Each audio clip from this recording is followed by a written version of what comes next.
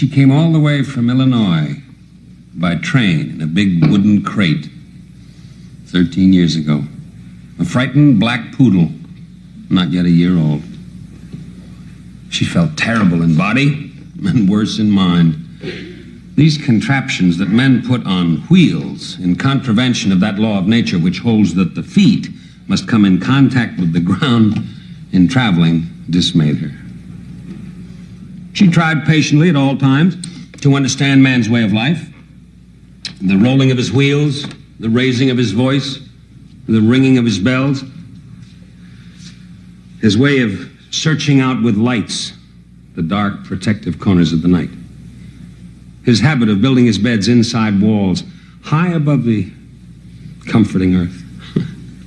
She refused with all courtesy to accept his silly notion that it is better to bear puppies in a place made of machine wood and clean blue cloth than in the dark and warm dirt beneath the oak flooring of the barn. The poodle was hand in glove with natural phenomena. She raised 2 litters of puppies, 11 each time, taking them in her stride the way she took, the lightning or the snow. One of these litters, which arrived ahead of schedule, was discovered under the barn floor by a little girl of 4, the child gaily displayed on her right forearm the almost invisible and entirely painless marks of teeth, which had gently induced her to put down the live black toys she had found and wanted to play with. The poodle had no vices that I can think of, unless you could count her incurable appetite for the tender tips of the young asparagus in the garden, or the black raspberries when they ripened on the bushes in the orchard. Sometimes, as punishment for her depredation, she walked into bees' nests or got her long shaggy ears tangled in fence wire. She never snarled about the penalties of existence or whimpered about the trials and grotesqueries of life with man.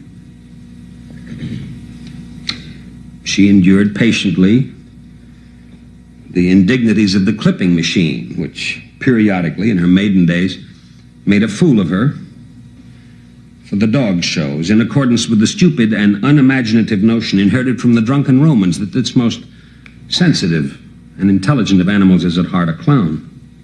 The poodle, which can look as husky as the Briard when left shaggy, is an outdoors dog and can hold its own in the field with the best of the retrievers, including the Labrador. The poodle won a great many ribbons in her bench days and once went best of breed at Madison Square Garden.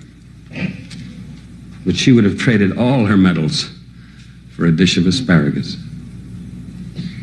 The poodle I knew seemed sometimes about to bridge the mysterious and conceivably narrow gap that separates instinct from reason.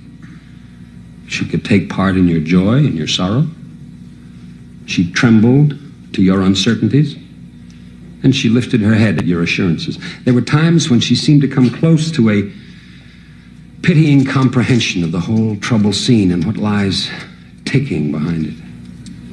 If poodles, who walk so easily on their hind legs, ever do learn the little tricks of speech and reason, I wouldn't be surprised if they made a better job of it than man, who would seem to be slipping slowly back to all fours, in spite of Van Wyck Brooks and Lewis Mumford and Robert Frost.